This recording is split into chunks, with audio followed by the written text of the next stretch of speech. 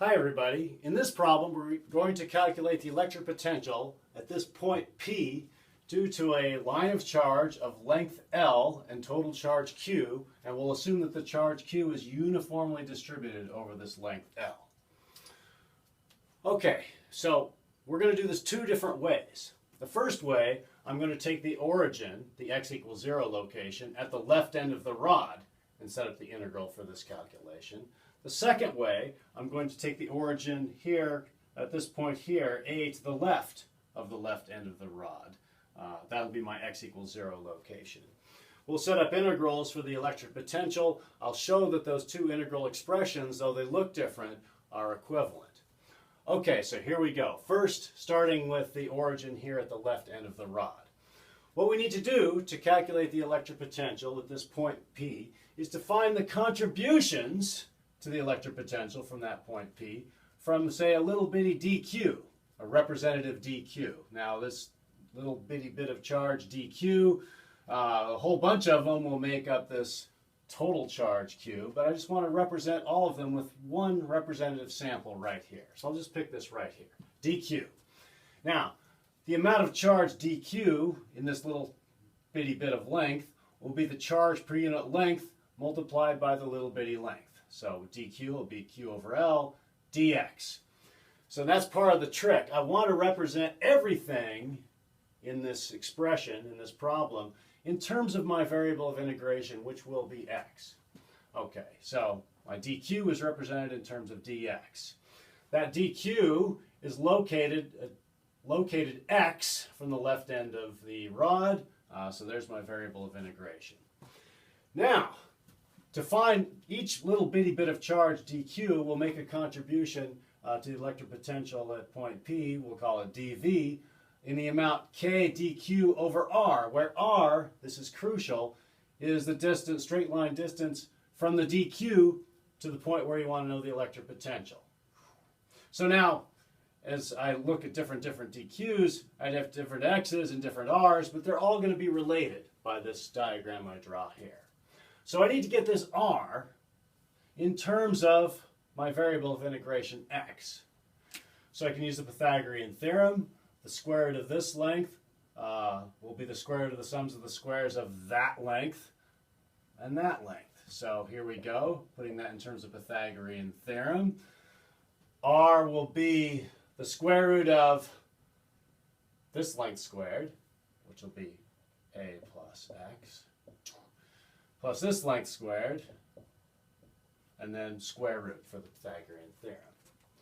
All right, so now I can write my little contribution to the potential at this point from this little bitty bit of charge dq. So I'd have k, now dq is q over L dx, and my r is, of course, the square root of the quantity a plus x squared plus b squared. Okay, now I can write that in terms of an integral. So I'm going to integrate both sides of this. I'm going to do a definite integral. So when I integrate both sides, I add up all the little contributions to the potential at this point due to these. All those little dV's will add up to a V, the electric potential. Now on the right-hand side, when I integrate that, I'll pull out the constants, K, Q over L. I'll deal with the limits in a moment. I'll have dx over a plus x squared plus b squared, all of that under a square root. And there's my result. Except I need the limits. I'm adding up these little bitty bits from this end of the rod to this end of the rod. There are no bits there's no bits of charge here. The charge starts here, ends here. So the bits start at x equals 0, and then they end at x equals L. So that is my expression for the electric potential. If I were to look this up in a table, put in the limits, I'd have an actual, honest to goodness, value of the electric potential in terms of K, Q, L, L, A, and B. Okay, so let's set that aside. Now let's look at doing it with the origin at the, not at the left end of the rod, but right here.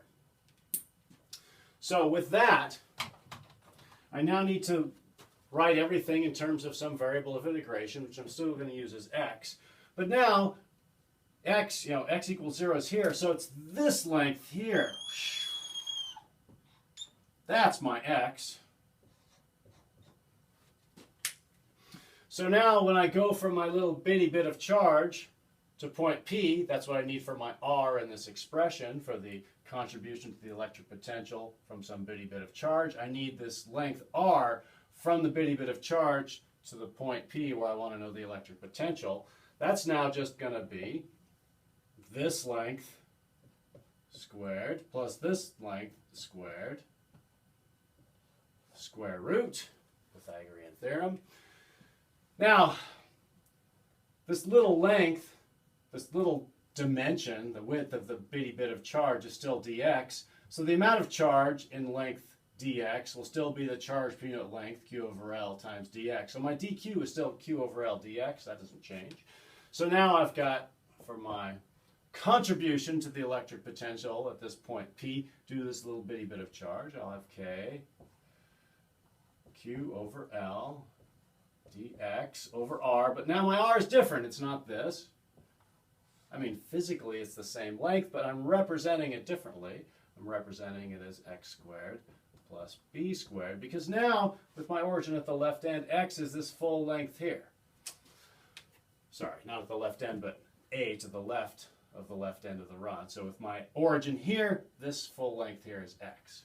Whereas before, x was just this amount, and this full length was a plus x. Okay, so now we can integrate both sides. So integrating the left-hand side, I'll just get the overall electric potential. Integrate the right-hand side here. I'm going to pull out my k, q over L, pull out my constants. I'll have dx, and I'll have square root of x squared plus b squared. But now I need to put in the limits. Let's put in the limits. So my bitty bits of charge, I add them all up. I start here, they end here.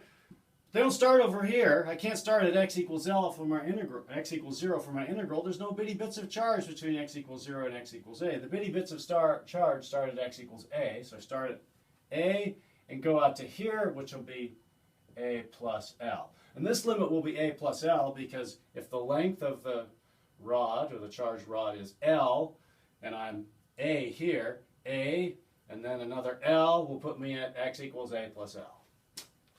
Okay, and there it is. Now, these two expressions may look different, but they're really the same. If we were to do the integral, plug in the limits, we'd get the same value. I'm not going to do that. What I am going to do is show you that these expressions are equivalent by doing a substitution. So let's look at this. I'm going to represent a plus x as some new variable. I'll call it w. Now dw then will be dx because a is a constant. So let's transform this integral. I'll still have a k q over L on the outside. I'll plug in the limits in a moment. Dx becomes dw. A plus x, that's just w. So I have a w squared plus b squared. Great. Now let's look at the limits. When x is equal to 0, w would be a plus 0, so w would be a. When x is equal to L, w would be a plus L. So a plus L. And now if you look, this integral is exactly, this integral here is exactly the same as this integral here. I've got a variable of integration, so I've got a w, I've got an x, a w, and x. I've got the same limits. So when you do this integral, you get exactly the same thing as you would this integral because the variable of integration gets integrated out. All right, so that's it. Hopefully you understand a little bit more now about how you set up these integrals, the whole process of representing everything in terms of a single variable of integration. It doesn't matter, it's not crucially important where you choose, for example, your origin, as long as you're self-consistent in representing everything in terms of your variable integration. You may get expressions that look different, but if you've done it right, they'll give you the same result. All right, that's it. Thank you.